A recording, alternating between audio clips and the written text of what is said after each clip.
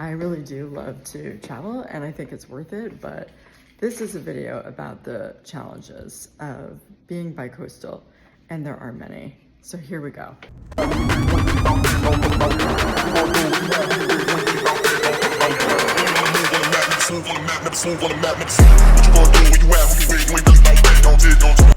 Hi, if you're new here, my name is Geraldine. I'm a native New Yorker and I'm living bi-coastally in both LA and New York. And the reason I'm doing that is because I have a 15-year-old in LA, but I also have a job and family in New York.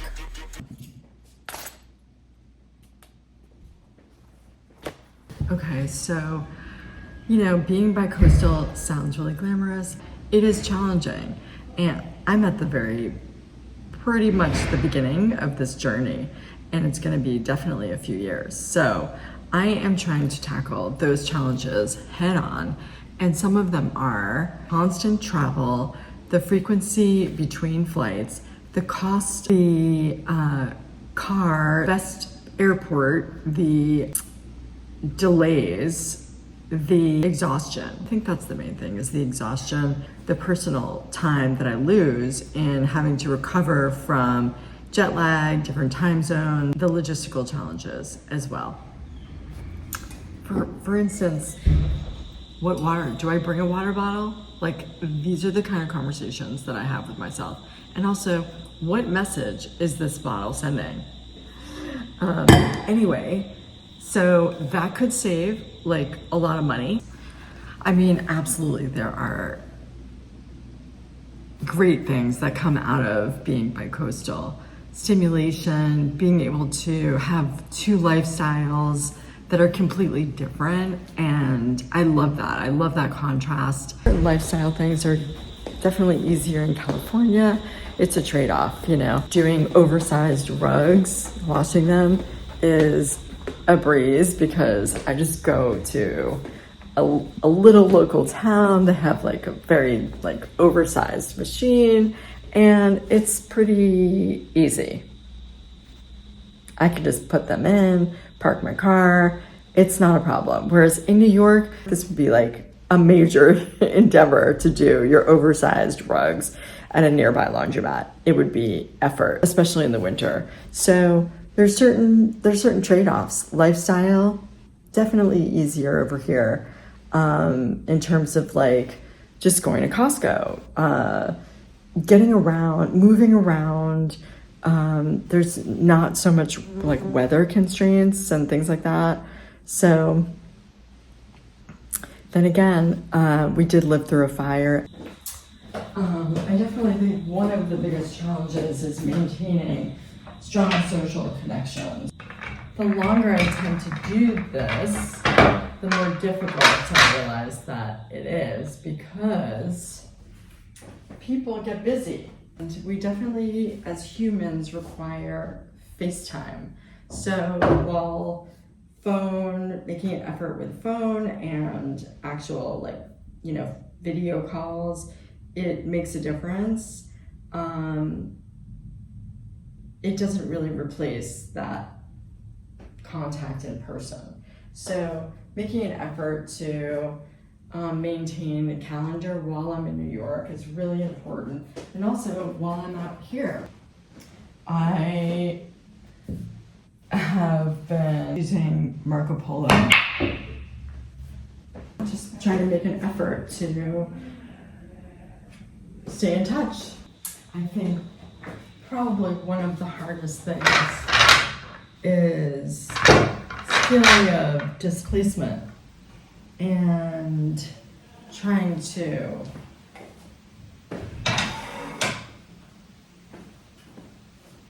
make sure everything stays together. It makes me wonder, what are the things that make us feel that sense of self in a way, right? Like where we live, who we are, what relationships we have, what work do we do? What are the things that add to the continuity of our lives? Well, I guess for one, this YouTube channel. Oh, okay, I know I'm shooting backwards here, but So that makes me feel a sense of continuity. My friends make me feel a sense of continuity. Relationship with my kids. And creature comforts like, oops. I know this sounds very small, but sometimes it's the small things, right? Like having my own pillow. It makes me feel like homey. It makes me feel like wherever I go, I can bring my home with me in a way. So little things, my skincare routine, my coffee, little rituals. Maybe I'll start journaling.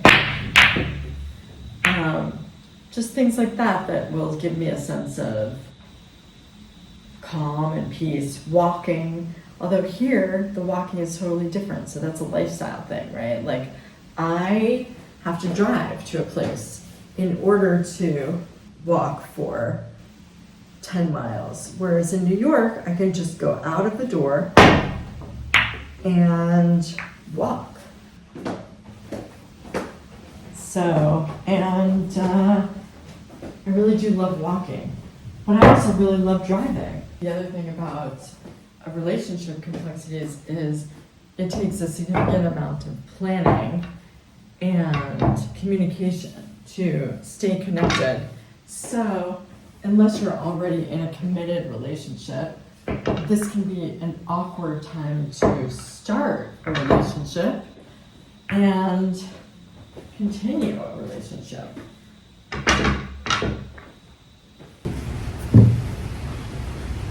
Well, there are some obvious lifestyle differences between LA and New York. Like, LA is, it's all driving over here. There's no, I mean, there is a metro, but it's really not, it's not a thing. Like, only drug dealers and homeless people take it. And it's unfortunate because the infrastructure is somewhat there. And if everyone would just take it, then it would like minimize the yuck factor of taking it. You know, it's like a vicious cycle, so no one takes it, sadly. What else? Yeah, so it's driving out here, and I like that. I like being in my own bubble. When I'm in LA, I like being in the car. I like the peace and quiet of it. I like just stepping on the gas and being able to go, in theory, 6 hours. I haven't really done that, but I mean, I drove up to San Francisco once, but and then like when I'm in New York, it's just all on. It's all go, go, go, go, go. And it's hustle and bustle all the time. And also, I always feel like I'm responding to people's needs while I'm in New York. And that's just kind of the nature. Both of my parents are sick right now, and my daughter just had a really bad cold, and she's in college in New York, so I was running around a little bit, but I'm thankful that I get to go back and forth and see everyone and be there. I just some logistical challenges. I eat out a lot when I'm in New York City.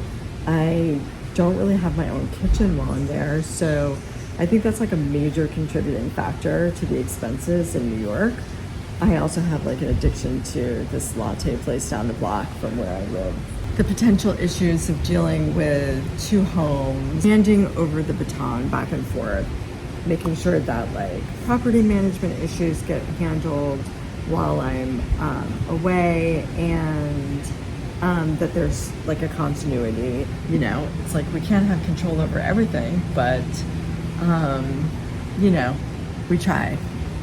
Fine-tuning the details is really important because and I think that just happens with time. It's like sandpaper. Like, I really like flying into Newark. I like the airport. It's really it's for an international airport, it seems very like manageable and pretty well organized, and it's not that far from the city. But after having taken a few cars that are over $100 and public transportation, I am really feeling LaGuardia. So the effort that it takes to make those flights into LaGuardia is like, it becomes like really important, you know, and like the nuances of like, I don't like LAX. Don't make me do it. Don't make me. I wish there was like a public transportation option straight out of there. In order to even get a car, you have to take a shuttle to this other part. And when I'm alone, or even if I'm with other people doing it, I really don't like to do that. What is the point of taking a car if you have to take a shuttle to the car? Like, it's just maddening. Just drive the car up, and then I can like get in the car, because if I have to take something in order to get a car, that explodes my mind, and I'm like, what the fuck is the point? But you know what? Like, these are some of the challenges. This is like the honest truth about being bi-coastal. I really prefer flying out of and into Burbank. And then I think if given the choice of having a layover and a connecting flight and flying in and out of Burbank and straight into LaGuardia, I would do that. I would do that option, as long as it's not like something crazy, you know, like a long, I feel like I'm just getting eaten alive right here. As long as it's not like a very long layover, if it's like an hour, that's fine. I can deal with that. I'll just stop, have a little lunch or whatever, get a snack, and get back on the plane. And oh my god, they fucking attacked me out here. I am getting like eaten alive. We really try to make sure that there's one adult before the other one leaves. So that's a thing. We also have cats that if we're all gone, we have to make sure that someone is taking care of the cats. These are the issues. The mailroom is like wreaking havoc. The mailroom it's like a disaster lately. I don't know what's going on. Maybe it was Prime Day, but I feel like everyone's names are on there, and I'm just like wading through the different things. Like in New York, I guess there's the places that I'm staying, like either at my mom's or my friends. They both have doormans, so like it's a pretty organized system, even though it seems like they have like another whole job now. But I know I'm gonna get my package. Like there's a 90% chance I'm gonna get my package. Here in this building, there's no doorman. It's just a leasing office, and God knows if I'm gonna get anything here. Like it's really, it's a question mark. I think the other thing I wanted to mention, just as a logistical issue to deal with, is the clothing. So having to switch out seasons, I just feel like they're just eating me. They're just eating me alive here. I don't know. Are you watching them eat me? So having to switch out seasons of clothing, and then keep track of what is in New York and what is in LA. I did find this app called something wardrobe, and it took me about 2 days to put my entire closet on there, but it's all on there, and now I can see which pieces of clothing are in New York and which pieces are in LA. So, and then I'm just bringing the rest back and forth. And I'm probably going to upgrade to a bigger suitcase, because I just end up needing a few more things that I'm bringing. And I think what I'm gonna start doing is looking at it like a bullet closet, and sort of pre-plan what I'm gonna have in New York and what I'm gonna have in LA. So this is like the first time I'm doing this, so it'll be like a really good experiment to see how well it works. But I'm thinking that some items will just stay permanently in each place, and then some will go back and forth. So that's how I'm doing it. and I'll show you the app. It's like pretty cool. You can, I listed, these are the categories I listed. One is for deep storage, which is like seasonal items. Now I just switched out my summer clothes and put most of them away. If I'm going to be, there's a button that you can either move items. So when it's LA and New York, I'm moving items back and forth. It automatically takes it out of the other wardrobe. So that's great. And then I have like another category that's like for repair, replace, or acquire. Just things I've been meaning to get. Like I've been really meaning to, this is so silly, right? But I've been meaning to get these spaghetti strap little undershirts that I really like.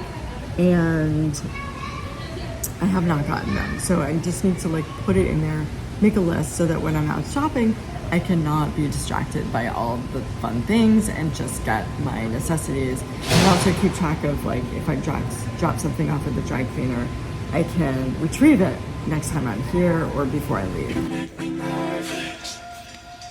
You make me nervous. You make me nervous. You make me nervous. You make me nervous. You make me nervous. You make me nervous. You make me nervous. You have a way of making me sweat when you walk in the room. My heart skips a beat. And who said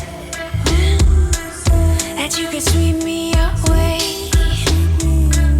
I stumble over all I long to say to you.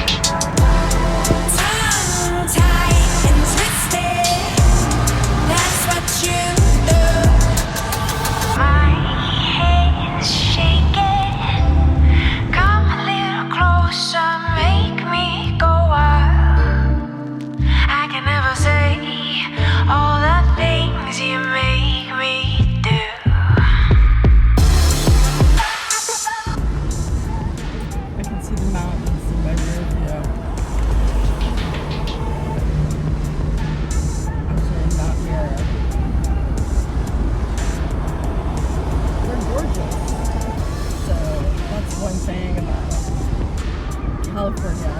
It's amazing. Just get in your car and drive. And there's a feeling of freedom, which is my number one value. I just want to feel free. Maybe that's why I've just been chasing a double life for as long as I can remember.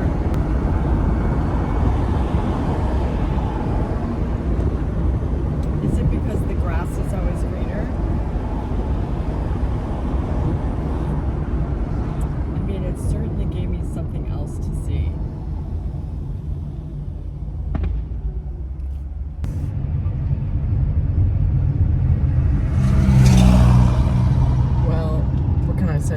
sunsets out here are just incredible.